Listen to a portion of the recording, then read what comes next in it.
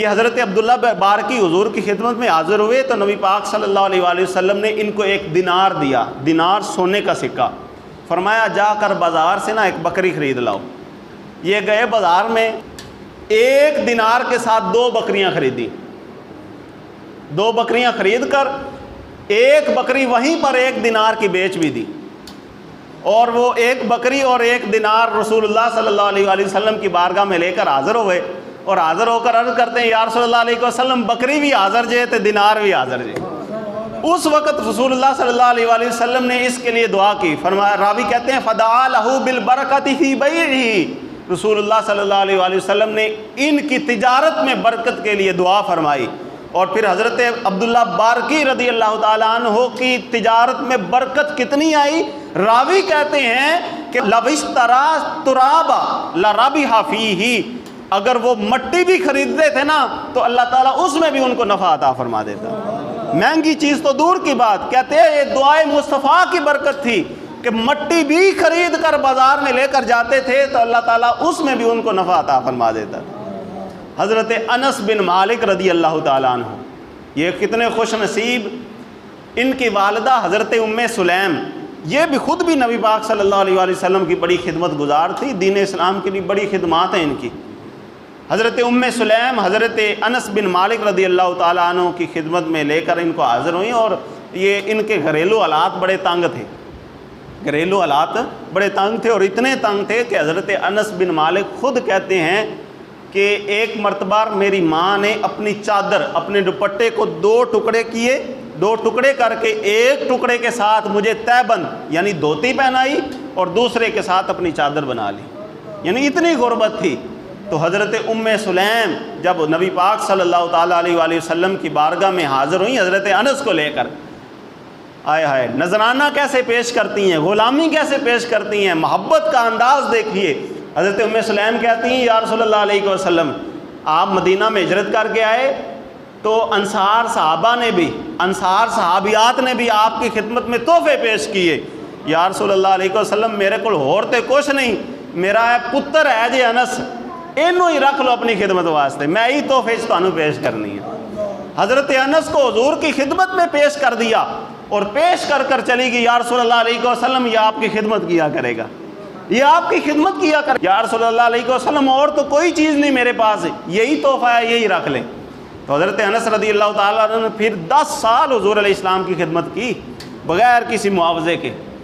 اور اتنی محبت حضور علیہ السلام فرمایا کرتے تھے۔ آپ خود فرماتے ہیں کہ بچوں سے ہو ہی جاتی ہیں نا غلطیاں، کبھی بھی نبی پاک صلی اللہ علیہ وآلہ وسلم نے مجھے ڈانٹا نہیں، کبھی بھی غصہ نہیں فرمایا، کوئی غلطی ہو بھی جاتی تو حضور درگزر فرمایا جایا کرتے تھے۔ ایک مرتبہ حضرت ام سلیم نے حضور کی خدمت میں حاضر ہو کر عرض کی یا رسول اللہ علیہ وسلم میرے انس کے لیے دعا بھی فرما دیں۔ اللہ اکبر۔ تو حضرت انس کے لیے جب حضور نے دعا کی نا تو اس دعا میں مختلف کلمات ملتے ہیں، ان احادیث کا خلاصہ آپ کے سامنے رکھتا ہوں۔ تو حضور علیہ السلام نے فرمایا اے اللہ انس کی عمر میں برکت عطا فرما، اے اللہ انس کے مال میں برکت عطا فرما، اے اللہ انس کی اولاد میں برکت عطا فرما، اے اللہ انس کی بخشش فرما اور اس کو جنت میں داخل فرما۔ حضرت انس کہتے ہیں کہ گویا کہ رسول اللہ صلی اللہ تعالیٰ علیہ وآلہ وسلم نے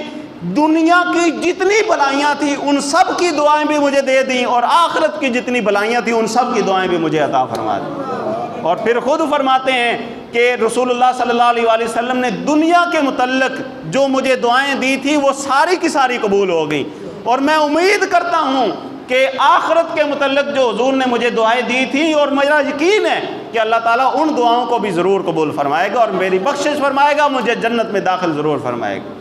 حضرت انس کی جو دنیا کی ضرورتیں پوری ہوئیں وہ کیسے پوری ہوئیں یہ سنیے۔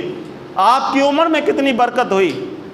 اور 103 سال کی عمر انس رضی اللہ تعالیٰ نے پائی، اور پھر آپ کی اولاد دیکھیے، محدثین نے لکھا، سیرت نگاروں نے لکھا کہ آپ کے وصال سے 15 سال پہلے، 75 ہجری تقریباً بنتا ہے، 15 سال پہلے حضرت انس کی ساری اولاد گنی گئی نا، کاؤنٹ کی گئی، تو آپ کے بیٹے پوتے پوتیاں ملا کر 120 ایسے تھے فوت ہو گئے، اور 100 سے زیادہ ایسی اولاد تھی آپ کے پوتے پوتیاں دوتیاں وغیرہ جو ابھی تک اس دنیا میں موجود تھے، یہ دعائے مصطفیٰ کی برکت تھی کہ 120 فوت ہو چکے اور 100 سے زیادہ ابھی تک اس دنیا میں موجود ہیں۔ اور پھر مال میں کتنی برکت آئی ہے بھی سنیے۔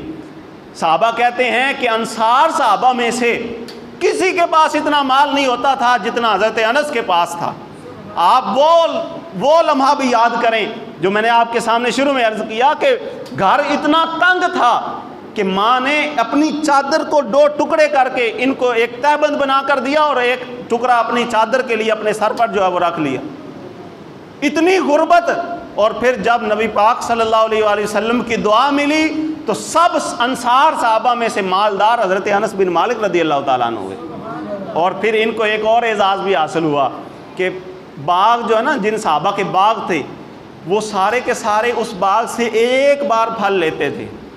ان کا باغ ایک بار پھل لیتا تھا۔ یہ دعائے مصطفیٰ کی برکت تھی کہ حضرت انس رضی اللہ تعالیٰ عنہ سال میں 2 مرتبہ اس باغ سے پھل لیا کرتے تھے۔ قبیلہ تجیب یہ حضور علیہ الصلوۃ والسلام کی خدمت میں حاضر ہوئے سن 9 ہجری کے اندر۔ تو حضور علیہ الصلوۃ والسلام کی خدمت میں جب حاضر ہوئے نا تو بڑی غلامی پیش کی،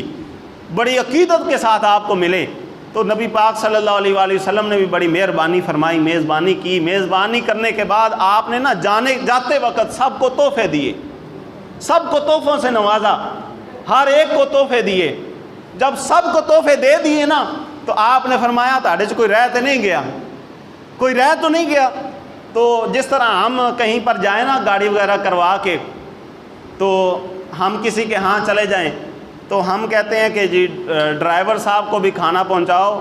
اور ساڈا ساتھی اور رہ گیا پیچھے تو انہوں بھی لنگر پہنچاؤ، انہوں بھی کھانا پہنچاؤ۔ تو ہم کہتے ہیں نا، تو اسی طرح انہوں نے بھی کہا کہ یا رسول اللہ علیہ وسلم ہمارا ایک ساتھی رہتا ہے نوجوان جو ہماری سواریوں کی حفاظت کر رہا ہے، حضور اس کو بھی عطا فرمائیں۔ نبی پاک صلی اللہ علیہ وآلہ وسلم نے فرمایا تم میں سے کوئی ادھر جا کے اس کی جگہ پر ڈیوٹی کرے اور اس کو بھی لے کر آؤ۔ جب وہ آیا نا تو اس نے آتے ہی غلامی پیش کی، یا رسول اللہ علیہ وسلم تو سارے نے نوازا، میری بھی حاجت پوری کرو۔ تو نبی پاک صلی اللہ علیہ وآلہ وسلم کی بارگاہ میں عرض کی، یا رسول اللہ علیہ وسلم مجھے بھی عطا فرمائیے۔ تو حضور علیہ السلام نے فرمایا مانگ کی منگنا ہے؟ عرض کی یا رسول اللہ علیہ وسلم صرف اتنی دعا کر دیجئے، تسأل اللہ ان یغفر لی ویرحمنی ویجعل غنائی فی قلبی۔ یا رسول اللہ علیہ وسلم صرف اتنی دعا کر دیو کہ اللہ تعالیٰ میری بخشش فرما دے، مجھ پر رحمت فرما دے، اور میرے دل کو اللہ تعالیٰ غنی فرما دے۔ اور بھی مانگ سکتے تھے، اور یقیناً جو بھی مانگتے وہ عطا ہو جانا تھا۔ دنیا کے جتنے خزانے ہیں مانگتے وہ عطا ہو جانے تھے، لیکن مانگا تو کیا مانگا؟ یا رسول اللہ علیہ وسلم کتنی خوبصورت ڈیمانڈ ہے، کتنا خوبصورت تقاضا ہے جو حضور کی بارگاہ میں کیا۔ یا رسول اللہ علیہ وسلم میری بخشش کی دعا کریں، میرے لیے رحم کی اپیل کرے اللہ تعالیٰ سے۔ یا رسول اللہ علیہ وسلم میرے لیے دل کی دعا کرے، میرا دل سخی ہو جائے، میرا دل غنی ہو جائے۔ مالاں والے سخی نہیں ہوندے تے سخیاں کولے مال نہیں ہوندے۔ دل کا سخی جو ہوتا ہے وہی اصل سخی ہوتا ہے۔ جس کے پاس بہت زیادہ دولت ہے یہ اس کی علامت نہیں سخی ہونے کی، سخی وہ ہے جو دل کا سخی ہے۔ کہا یا رسول اللہ علیہ وسلم اللہ سے دعا کیجیے اللہ تعالیٰ میرے دل کو غنی کر دے۔ اور پھر اگلے سال دعائے مصطفیٰ کی قبولیت کی جب باری آئی، اگلے سال وہی وفد، وہی لوگ حج کرنے کے لیے جب آئے تو رسول اللہ صلی اللہ علیہ وآلہ وسلم نے مینا کے موقع پر ان سے پوچھا کہ بتاؤ یار وہ جو نوجوان تمہارے ساتھ آیا تھا اس کا کیا حال ہے؟ تو انہوں نے پھر اس کے بارے میں حضور علیہ الصلوۃ والسلام کو خبر دی، یا رسول اللہ علیہ وسلم ہمارے اس پورے علاقے اور ایریے کے اندر اس سے بڑھ کر سخی ہے ہی کوئی نہیں، اس سے بڑھ کر دل کا غنی اور دل کا سخی ہے ہی کوئی نہیں۔ اچھا، حضور بڑے خوش ہوئے اور پھر اس کے لیے دعا دی اور فرمایا کہ میں امید کرتا ہوں کہ اللہ تعالیٰ اس کو اسی غنائے قلب کی حالت میں ہی موت عطا فرمائے۔ نبی پاک صلی اللہ علیہ وآلہ وسلم نے دوہری دعا کے ساتھ ان کو نوازا، اور پھر وہ اسی حالت میں ہی ساری زندگی رہے۔ راوی کہتے ہیں ساری زندگی انہوں نے غنا کے ساتھ گزاری، بے نیاز، دنیا سے بے نیاز، دل اتنا سخی تھا کہ جو بھی مانگتا تھا اس کو دے دیا کرتے تھے۔ ساری زندگی اسی طرح گزاری اور اسی حالت میں ان کی پھر موت ہوئی۔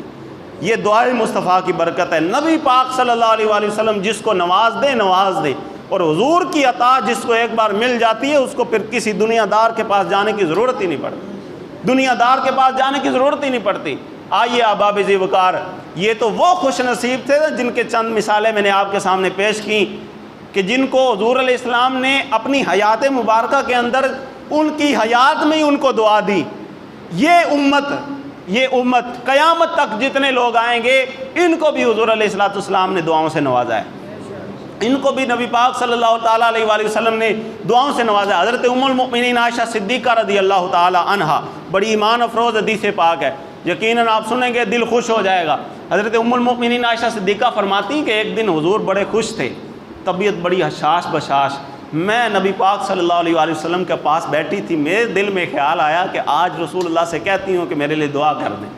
میں نے عرض کر دی یا رسول اللہ علیہ وسلم میرے لیے دعا فرمائیں، تو حضور صلی اللہ تعالیٰ علیہ وآلہ وسلم نے حضرت ام المؤمنین عائشہ صدیقہ کے لیے دعا کی، اللہم اغفر لعائشہ